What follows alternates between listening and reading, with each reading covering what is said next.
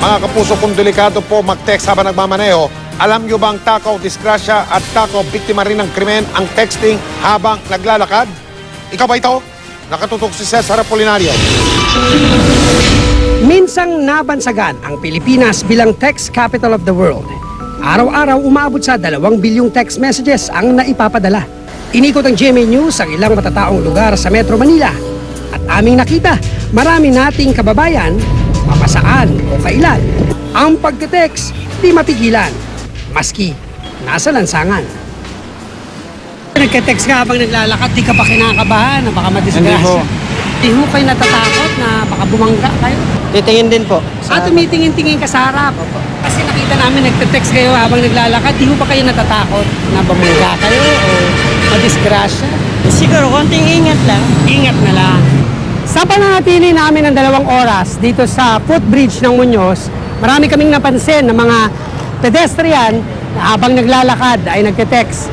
Hindi nila alintana yung peligro na pwedeng idulot nito sakaling madapa sila o kaya naman ay makabangga ng kapwa pedestrian o manakawan ng cellphone.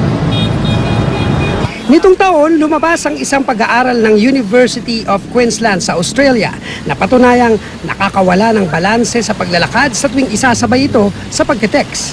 Kaya lalong nadaragdagan ang tsansa ng aksidente.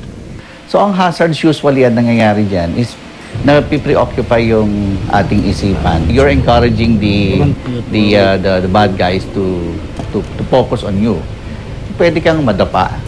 Pwede kang mahulog sa manhole, sa open manhole. 9 sa 10 kaso ng aksidente sa kalsada, mga pedestrian ang biktima. At mahigit sa 2,000 kada taon ang mga kaso ng nananakaw na cellphone. Dagdag pa sa panganib ang lagay ng mga sidewalk sa Kamaynilaan. Yung mga sidewalks natin, they are not free of debris. They are not free of illegal vendors. So ang dami niyang obstruction. Sabi nga nila, ang tao ang gumagawa ng kanyang kapalaran, kaya't ang kaligtasan nasa kanya ring mga kamay. Nagte-text habang binabagtas ang lansangan. Di alintana ang panganib na dala sa sarili. Kapuso, ikaw ba to? Cesar Apolinario, Nakatutok, 24 oras.